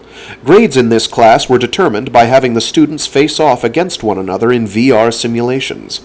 The instructors were shocked one day when the class's top student, a boy named Wideborn, who was touted as the most brilliant student the school had seen in the last decade, was soundly defeated by Yang Wenli. Yang focused all of his forces on one point, cut his opponent's supply lines, and then switched over to a purely defensive posture. Wideborn, using a variety of tactics, penetrated deep into Yang's ranks, but when his supplies ran out, he had no choice but to retreat. Both the computer's judgment and the instructor's scoring awarded the victory to Yang. Wideborn, whose pride had been wounded, was furious. I'd have won if he'd played it straight and fought me head on. I mean, all he did was keep running back and forth to get away, right? Yang didn't argue. For him, this class was making up for his low marks in mechanical engineering, and with that, he was satisfied in full. That satisfaction, however, was to be short-lived. At the end of his second year, Yang was summoned by an instructor and ordered to switch his major to military strategy. It's not just you, the instructor had said, trying to be consoling. They're doing away with the whole military history department, so every student there has to change majors. You beat that Wideborn fellow in the simulation. That's an achievement. You should change departments anyway, just to make the most of your talents. I came to this school because I wanted to study military history, Yang objected. I don't think it's fair to recruit soldiers and then scrap their departments before they graduate. Cadet Yang, you may not be on active duty yet, but from the moment you entered this school, you became a soldier. This is how petty officers get treated, and as a soldier, you have to follow your orders. Yang said nothing. But listen, there's no way this is a bad deal for you. Military strategy is a department that's packed with top-level students. Students who try to get into strategy but don't make it flow into other departments. That's the reality here. It's a rare thing for someone to flow the other way. I'm honored, sir, but do I sound like a top-level student to you? Watch it with the sarcasm. Anyway, if you don't like it, you've got the right to quit, naturally. Of course, if you do that, you'll have to pay back all the tuition and school fees you've accrued thus far. Only soldiers get to study for free. Yang was dumbstruck. He couldn't help remembering what his late father had said about money. Truly, with people being people, you could never be free in this life. At age 20, Yang graduated from the Military Strategy Department with average grades and received his commission as an ensign. A year later, he was promoted to sub-lieutenant, but that was normal for graduates of the Officers' Academy. It didn't mean that his service record was particularly outstanding. He was assigned to an office at the Joint Operational Headquarters called the Office of Records and Statistics, and no one distinguished themselves in combat there. But for Yang, it was rather pleasant to have a job where he could be around old records. However, simultaneous with his promotion to sub-lieutenant, Yang received orders for frontline duty. He departed for his new post as a staff officer for forces stationed in the territory of El Facil. When one thing goes crazy, everything goes crazy, the young lieutenant junior grade grumbled. Even though he had never once actively sought to become a soldier, here he was, wearing a black beret with a white five-pointed star mark, an ivory white scarf tucked into the collar of his black jumper, black shoes, and slacks the same color as his scarf, an extremely functional military uniform.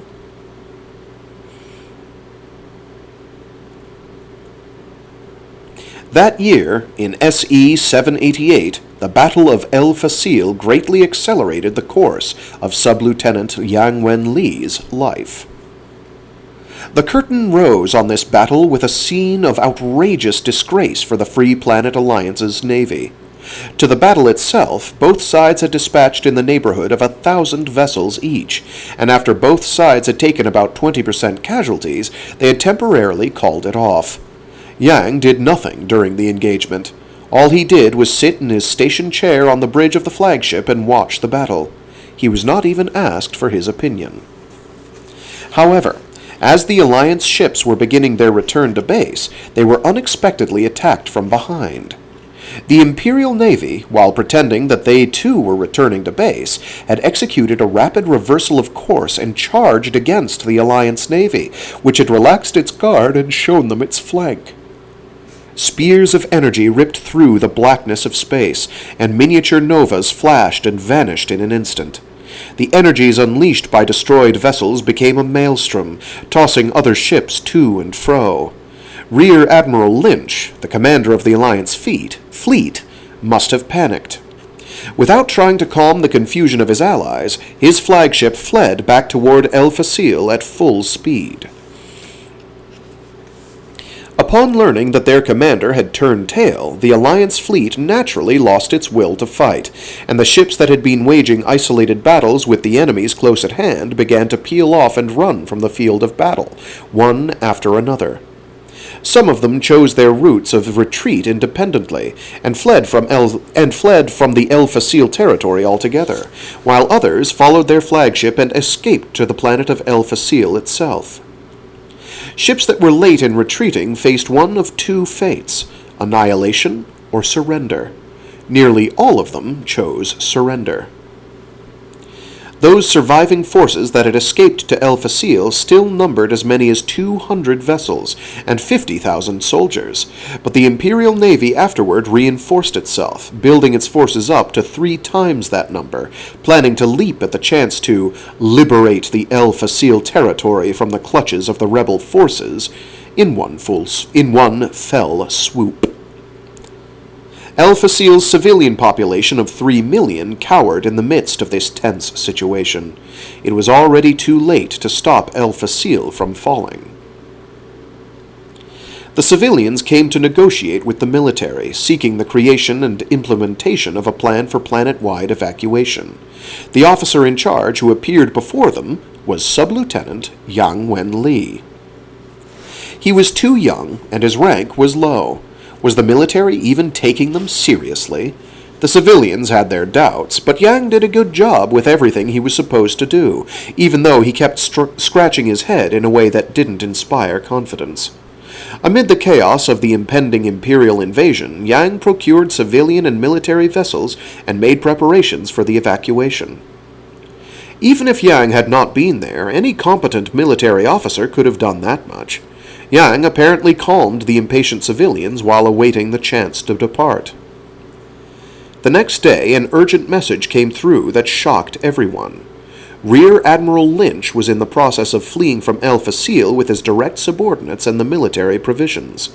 He had abandoned the civilians and his other subordinates. To the panicked civilians, Yang finally gave instructions to evacuate, in the direction opposite of Lynch's course. There is no need for concern, he told them. The Rear Admiral is drawing away the Imperial Navy's attention for us. We can escape now if we just ride the solar wind in a leisurely way and avoid using radar permeability devices or anything like that. With that casual decision, the young sub-lieutenant transformed his own fleet commander into a decoy.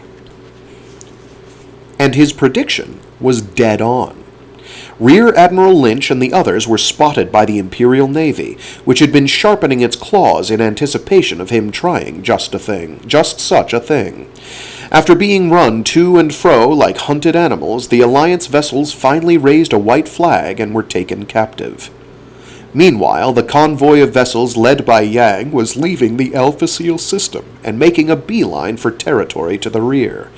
They were spotted on the Imperial Navy's detection grid, but thanks to the perceived notion that the evacuation ships would be equipped with some kind of anti-detection system, and the fact that they did show up on radar, the ships were thought to be not man-made objects, but a large swarm of meteors, and thereby they slipped out right under the enemy's noses. Later, when the officers of the Imperial fleet learned about this, wine glasses that had been raised in victory toasts were smashed to the floor. Yang arrived in territory to the rear of El Facile with 3 million civilians, and cheers of welcome were waiting. Like a meteor shower, words of praise for Yang's composure and daring rained down from the high chiefs of the military. They had no choice. After all, their navy had lost the battle, fled from the enemy, and finally abandoned the very civilians that they were supposed to be protecting.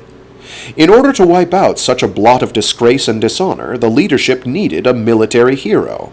Hence, Yang Wen Li, a paragon of the fighting men of the Free Planets Alliance. A warrior shining with the light of justice and humanity. Let all the soldiers of the Alliance praise this young hero. That year, on June 12 of the standard calendar, at 0900, Yang was promoted to full lieutenant. On the same day, at 1300, he was made a lieutenant commander. Military regulations stated that special double promotions were not permitted for living officers, but this unusual treatment was arranged by the upper echelons. The man himself was far less excited than those around him. Shrugging his shoulders, he just muttered, "What in the world is all this?" And that was that.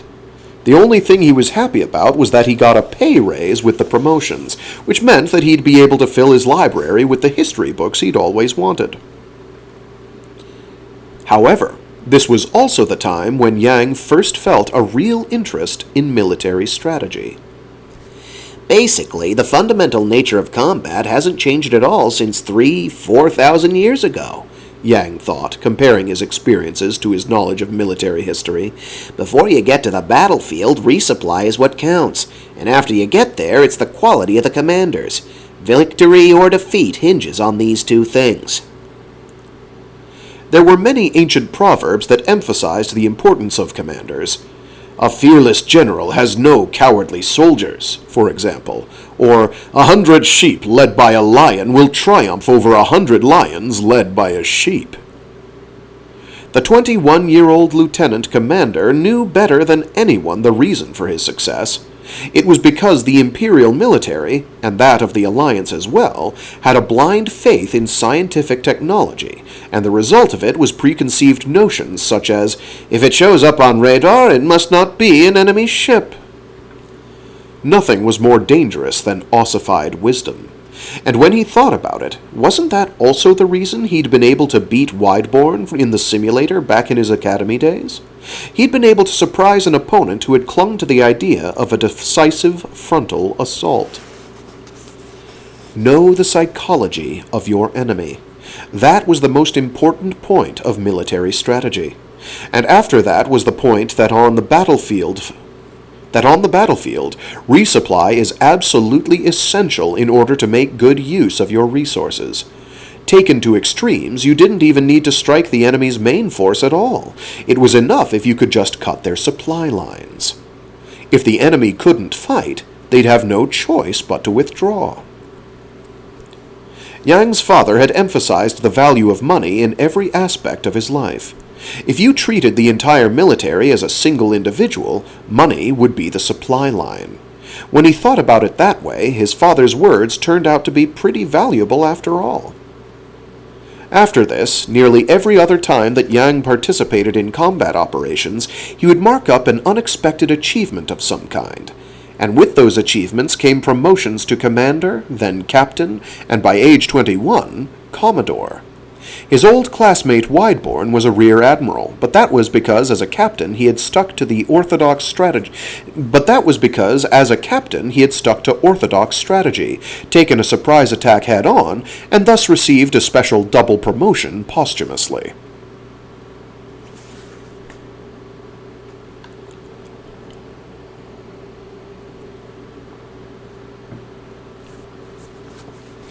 And now Yang Wenli was in the Astartes stellar region.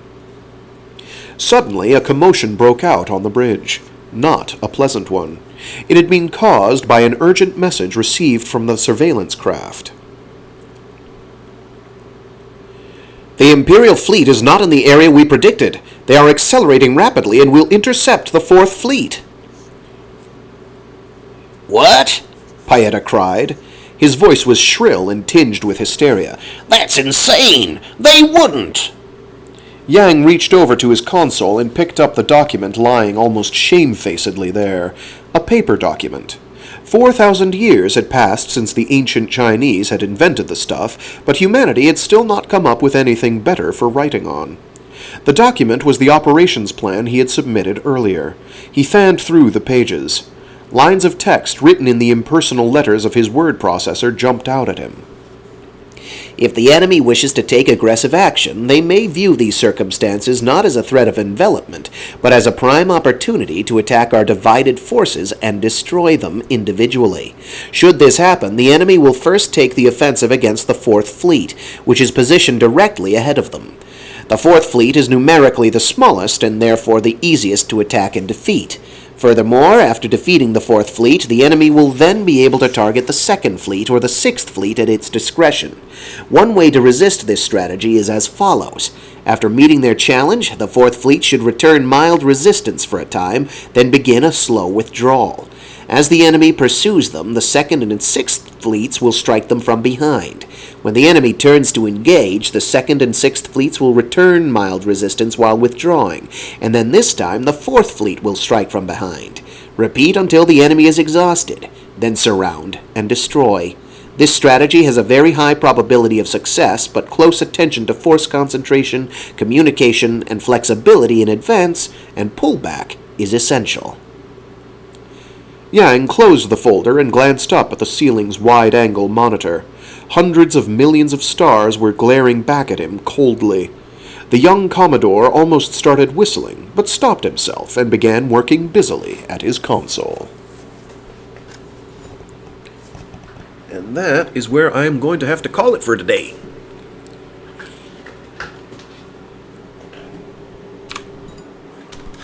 So, right on the eve of a great and massive battle, we have a small mountain of backstory. There will be more backstory details to the setting and the characters as we go along. But we've been introduced to two of our most major players, which are Reinhard von Lohengram and Yang Wen Li, who are going to be somewhat diametrically opposed in certain ways, but not in others. We'll learn more about them as time goes on, as well as their relationships to the governments and powers that be that back them.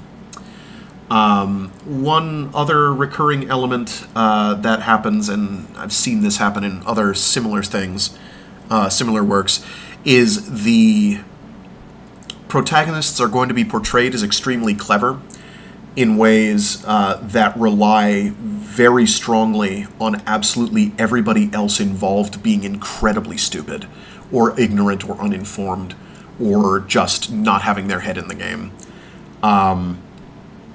So some of this stuff is like kind of no duh, of course that would work, why wouldn't you think of that?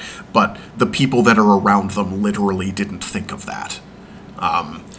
This calms down a bit later, but it's still, like, particularly early on, it's like, oh, they're so clever, really? They just did, like, Tactics 101? Okay, cool. I learned how to do that after playing RTSs for some amount of time, you know.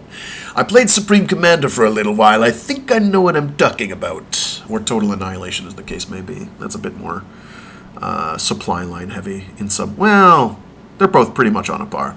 Anyway.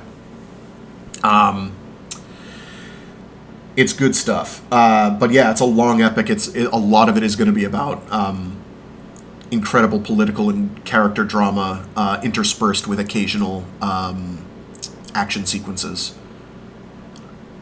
So we have much to look forward to. After we finish this, I should be on to... the intention is to be on to start reading... Jeez, I cannot formulate word sentences. My intent is to start the Mobile Suit Zeta Gundam novelization. That is my goal for Mondays. But we'll see how long it takes us to get through this one.